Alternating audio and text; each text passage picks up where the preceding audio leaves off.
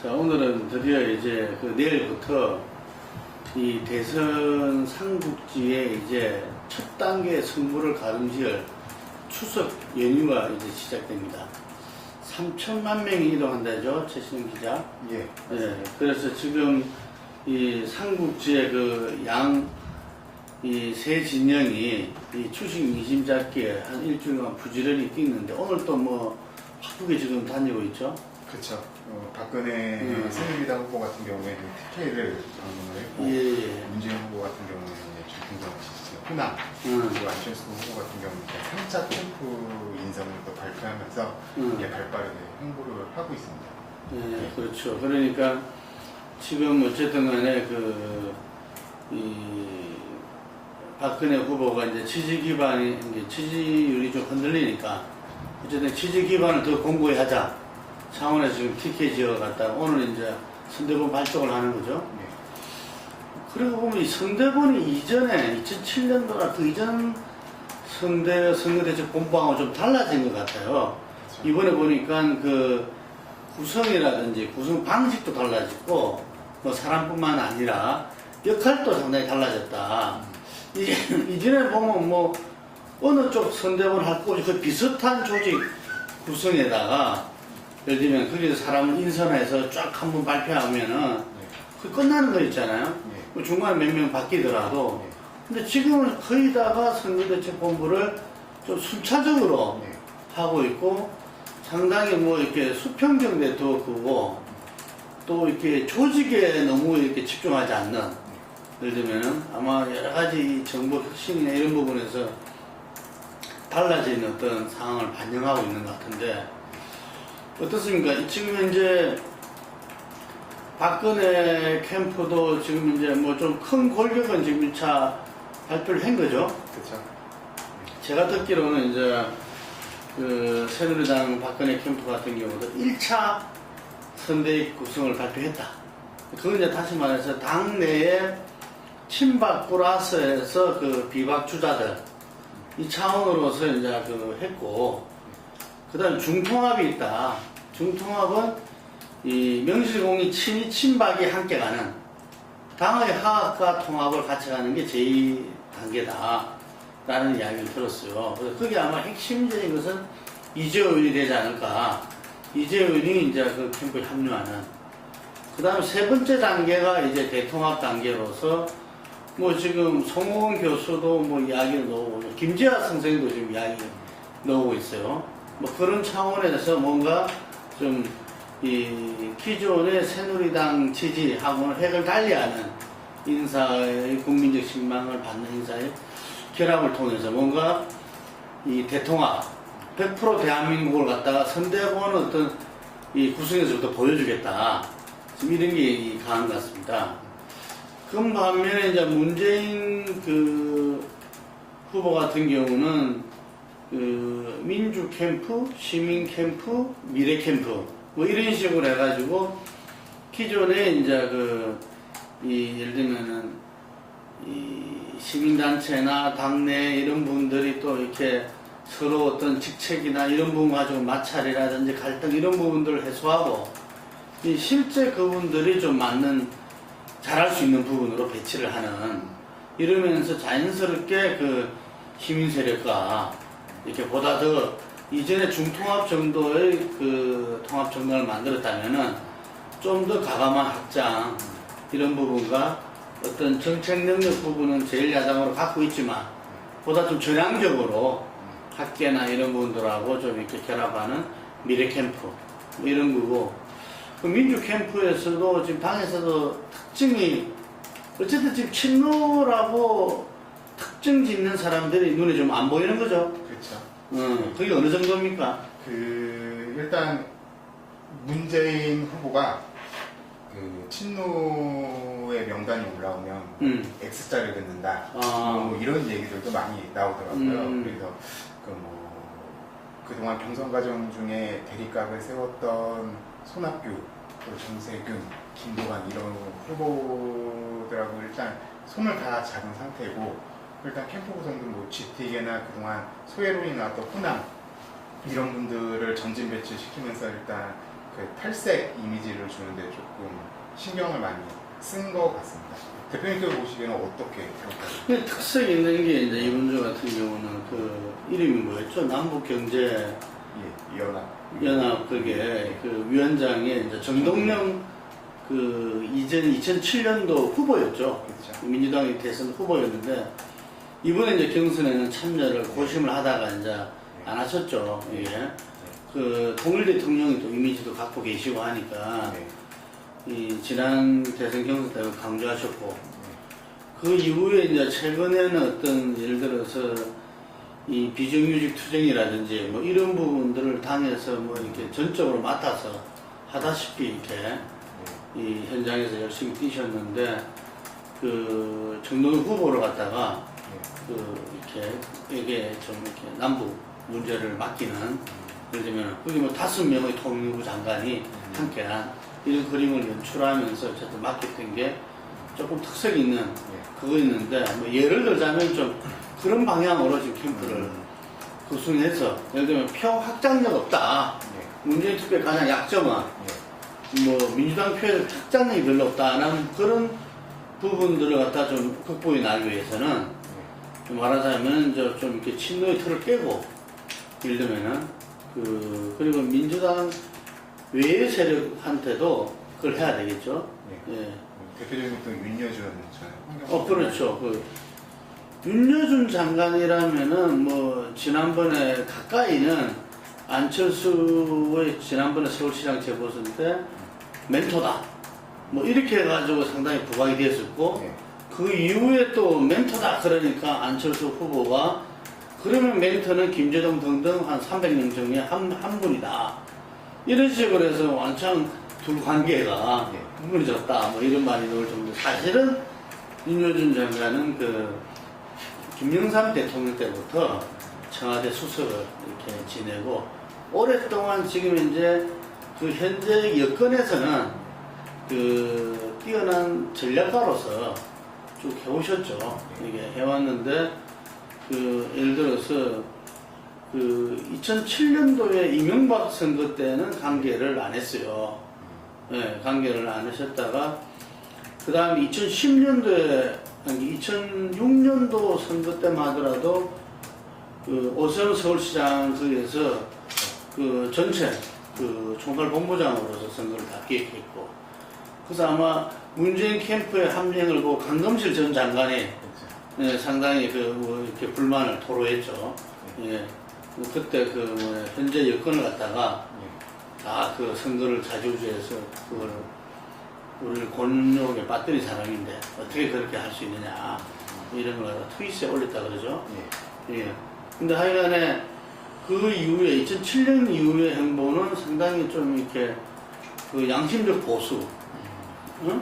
중도 보수를 뛰어넘어서 뭔가 이 보수의 옳은 길을 갖다가 올바른 길을 이렇게 인도하려고 하는 그래서 평화 리더십 센터라든지 평화학교 그리고 뭐 청춘 콘서트 안철수 원장이 있던 뭐 이런 부분도 기획하고 실행하고 이런 역할을 많이 해오셨는데 이번에 문재인 캠프에 합류한 것은 문재인 캠프 아까도 제가 말씀드렸지만 문재인 후보한테 제일 중요한 게 표의 확장력을 보이라는 거거든요.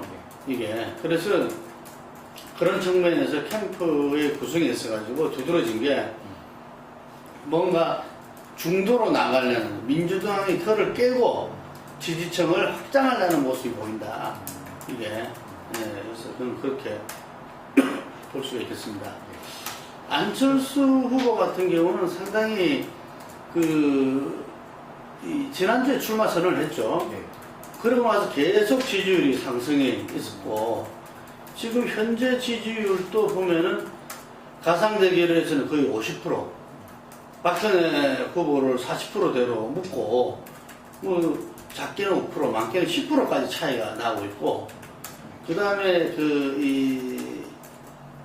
다자 대결에서도 상당히 뭐 어떤 조사에서는 뭐 한번 3%, 2~3%까지 쫓아갔고 지금 리얼미터 어제 조사만 하더라도 예를 들면은 한 4% 차이밖에 안 나는 오차 범위 내에 있다는 거죠. 다자 대결에서도. 그래서 상당히 여론조사에서 이제 치고 나간 거죠. 예를 들면은 치고 나가면서 이미 출마 선언부터 뭐 예를 들면은 이 단이라든지 이런 데서 일단 선을 껐잖아요. 이게 그래서 그 캠프에서 뭐 한 달 반은 지켜봐 줘야 될 거 아니냐. 제가 볼 때는 10월 말까지는 제가 전에 이야기했죠. 10월 말까지는 어쨌든 간에 이 삼국지로서 이 삼각관계에서 3자 대결이 국민검증을 통해서 민심 향방이 어찌 되는가. 이게 모든 게 지금 성분난다 봅니다. 그래서 오늘로 치자면은 요 앞으로 한 달, 이 한 달의 대선이 달려있다. 꼭 보면 됩니다. 이게. 그래서 단일화는 누가 될지, 그리고 단일화된 사람과 예를 들면은 박근혜 후보가 붙었을 때 박근혜 후보가 이 야권 후보 단일화돼서 이길 수 있을 것인지, 예를 들면은 그게 이 한 달에 결정된다.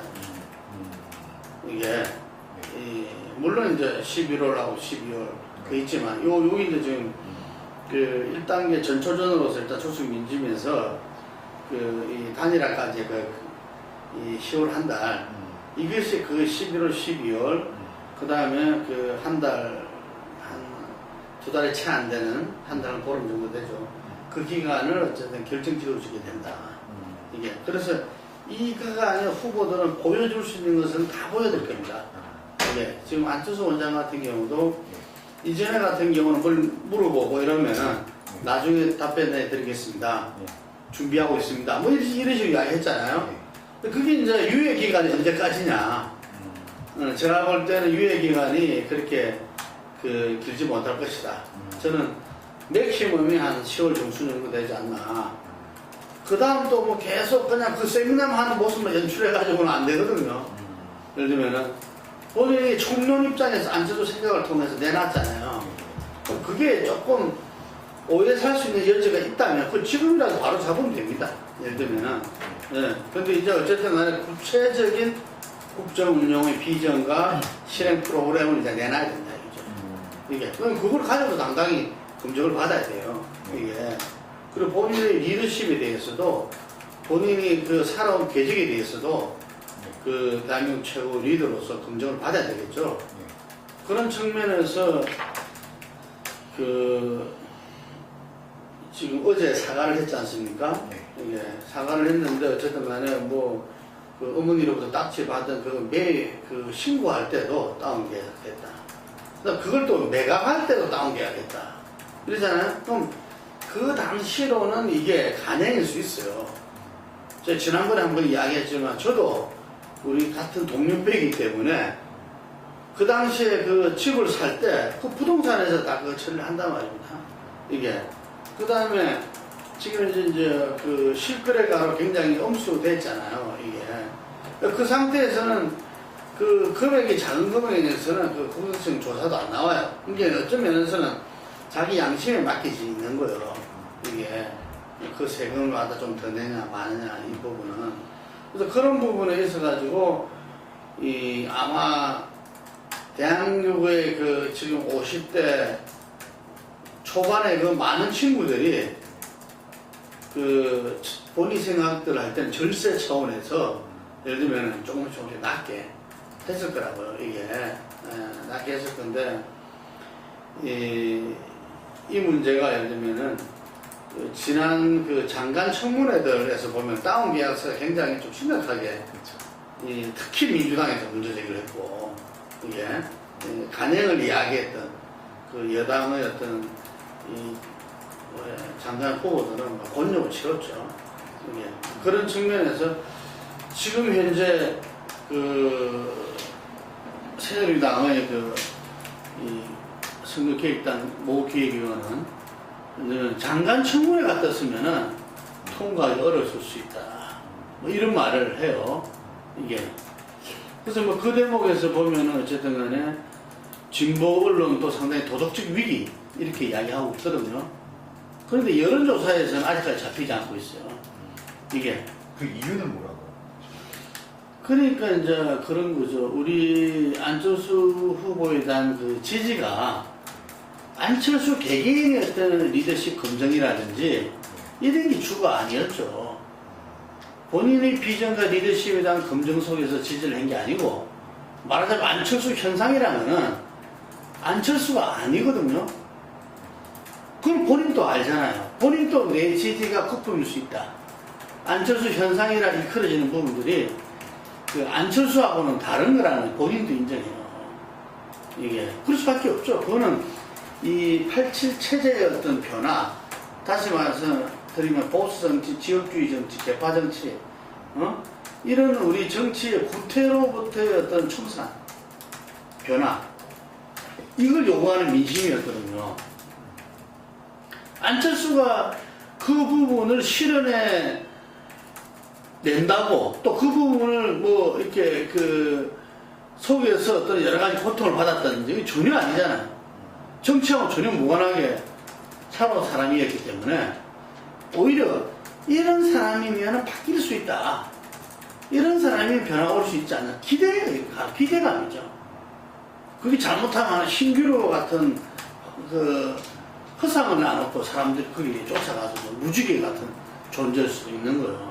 그래서 그 부분이 안철수 후보로 하여금 깊이 있게 오랜 기간 고민하게 만들었다. 이거죠.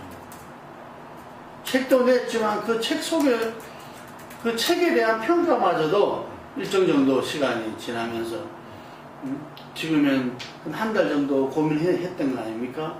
그러면서 여러 사람을 만나면서 과연 자기가 그것을 지고 갈 수 있느냐, 그 짐을. 안철수 현상이라는 이거는 정말 문명의 변화에 따른 정말 혁신적인 어떤 이 혁명적인 어떤 국민적 변화를 갖다가 요구하는 거거든요.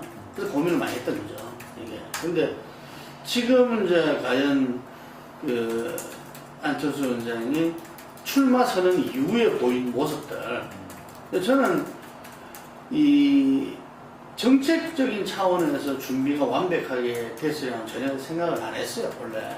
당연하죠. 왜냐면 그건 혼자 할 수 있는 일이 아니거든요. 팀이 해야 되고, 캠프가 해야 되고, 많은 자기의 어떤 이 지지 역량들이 모여서 할 수 있는 거거든요. 그야말로 전문가들이 이 공개적으로 해야 제대로 할 수밖에 없는 부분들이죠. 그래서 그런 부분에 있어가지고 이제 하나하나씩 이제 뭐 통일 캠프, 통일 세미나 뭐 이렇게 저렇게 지금 모이지잖아요. 오늘 아침에도 어디 이제 갔다 그러죠. 예, 그 외교 통일 국방 이 부분에 전문가들을 윤영관 교수 등 전문가를 모시고 그걸 했다 그러는데 이제 그런 부분들이 아마 이 연금 기간에도 뭐 이렇게 이미지 정치만 할 게 아니고 일단은 본인의 어떤 그 대한민국의 미래상에 대해서 운영 비전과 실행 프로그램을 빨리 준비해서 내놔야 됩니다. 이게 그래서 뭐 그거는 이렇게 민심 기획만 한다 되는 일도 아니고 예, 그래서 제가 생각할 때는 이제는 거기에 대해서 이 국민들이 이제 기다려 주는 게 앞으로 뭐 한 일주일, 길면 열흘 정도 아닌가. 그때부터는 이제 하나하나씩. 아마 그쪽에서도 추석 연휴 이후에 이제 1호, 2호 뭐 정책을 내놓는다고 이제 그랬잖아요. 차례차례. 그래서 뭐 그런 부분도 이 캠프 이름을 진심 캠프로 명명했잖아요. 뭐 그런 것도 뭐 솔직하게 서로 이야기해도 된다고 봐요. 자기가 자기 분야에서, V3나 컴퓨터 백신을 만들어서 사람들한테 정말 그거 모르게 전부 다 그게 안철수의 그 덕을 쌓아놓은 거죠. 예를 들면 그게 신뢰를 준 거고, 이게 그 다음에 그 의사로서, 경영자로서, 그 다음에 교수로서 이런 부분 다 아는 거죠. 하지만 그거하고 국정의 현안과 이슈와 백년지기에 대해서 비전을 세우고 프로그램을 세우면 또 다른 거거든요. 이게 그걸 갖다가 이 출마 선언도 안 한 상태에서 제대로 준비하기 어렵겠죠. 그동안 여러 사람을 만나봤다 그러잖아요. 이게 전문가도 그 다음에 서민도 다 만나봤다 그러잖아요. 그래서 이제는 빠른 시간 내에 그것을 갖다가 정리를 해서 못 담아서 국민들한테 이제 발표를 해야 된다. 뭐 국민들이 출마 선언할 때 그 발표를 기대하는 사람도 있고 그래요. 근데 저는 그건 어려울 거다. 만약에 그 준비를 하고 했으면 이제 출마했다. 자기가 그랬잖아. 결심했으면 바로 이야기한다. 그렇기 때문에 저는 그 준비는 잘 안 될 수 있으리라 예측했었어요. 근데 이제 출마 선언하고 지금 이제 다음 일주일 정도 되면 거의 뭐 3주 지나는 거 아닙니까? 그 정도 같으면 그 이전에 또 이 연구하고 한 것도 많고 이게 그래서 이제 그 정도 되면 자기가 이제 이 정말 그 안철수의 어떤 정책을 생각 자체가 아니라 생각이 더 나아간 안철수의 정책을 이제 그 발표할 시점이다. 이렇게 그 보는 거죠. 그러면서 그 안철수 원장의 가제가 거기 있다는 겁니다.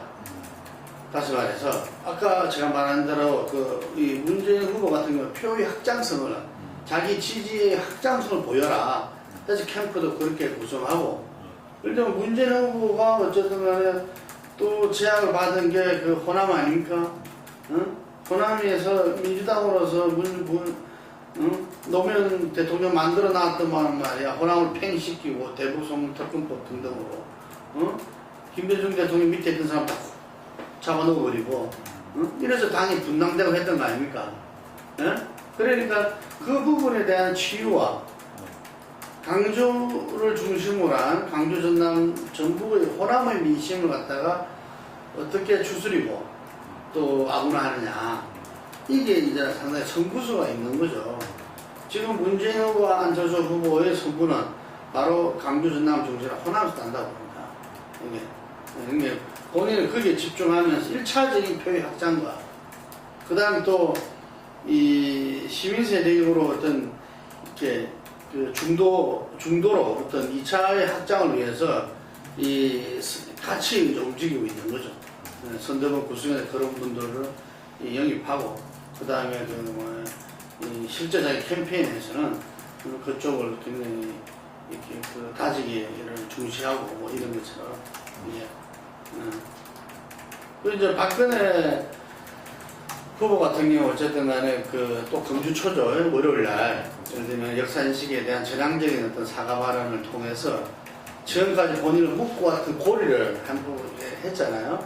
근데 앞으로 이게서는 제일 문제가 진심이냐 진정성이냐 안 그러면 표를 얻기 위한 어떤 술책이냐 이게 제일 중요하잖아요. 그 부분에 대한 실천적 사항이 그 장주나 재심 그거라든지 예를 들면은 뭐 이런저런 부분에서 계속적으로 아마 그 시험되어 올 겁니다. 그 부분은. 그래서 큰 틀에서 어쨌든 간에 그 문제는 안았고 그 다음에 정말 그 국민 행복 시대라 그랬잖아요. 국민한테 행복을 주는 부분을 어떻게 구체적으로 제시의 신뢰를 받을 것이냐. 새 후보 중에서는 가장 경륜과 그동안 정치권에 쌓은 본인이 이야기대로 내공이 쌓인 내공으로 예를 들면은 가장 기대치가 높은 후보거든요. 이 문안 두 후보보다도 기대치가 높기 때문에 실망이 클 수도 있어요. 이게 그래서 그런 부분들을 뭐 지난번에 하우스푸어 해가 주택대책도 내놓고 했는데 뭐 그런 행보를 갖다가 하면서 특히 이제 이쪽에서 뭐냐면은 40대를 갖다가 수도권 40대 셀러리맨층들을 갖다가 뭐 지금 현재 거기 한 7대 3대면 선거는 어렵습니다. 그래서 최소한 5대5 정도라도 되기 위해서 5대5 자기와 야당 지지가 한 5대5 정도를 되기 위해서라도 아마 이 몸에 잡히는 손에 잡히는 피부로 느낄 수 있는 어떤 정책 중심으로 나가지 않겠나. 그래서 이번 대선에서 가장 정책을 중시하고 나가야 되는 후보, 나갈 수밖에 없는 후보는 박근혜 후보다. 그런 점이 어떤 면에서는 이 대선을 굉장히 조금 이전과 달리 약간 정책 선거로 업그레이드 시키지 않느냐. 우리 강주원 매니페스토 어떤 그 대표께서 또 이렇게 직접 대선에 나와가지고 매니페스토 선거를 하겠다. 매니페스토 정부를 꾸리겠다 했기 때문에 뭐 그런 것도 상당히 좀 이렇게 반영이 될 수 있을 것 같아요. 강주원 후보 지금 이제 고정적인 어떤 다른 여러 조사에서 한 3.78% 갖고 있어요. 근데 이게 전부 새누리당에서 온 거다 이러게 되면은 새누리당이 관심을 갖고 어쨌든 간에 이 후보의 정책과 비전을 잘 알아서 그걸 안으면서 어쨌든 함께 갈 수 있는 뭐 이런 걸 해야 되지 않겠어요? 이게. 근데 이쪽에서 또 이정희 후보가 그 정도 받고 있어요. 둘 다 쌤쌤이다 이래 볼 수도 있겠지만 어쨌든 한쪽에서 안 하면 그만큼 이득을 보는 거죠. 이게.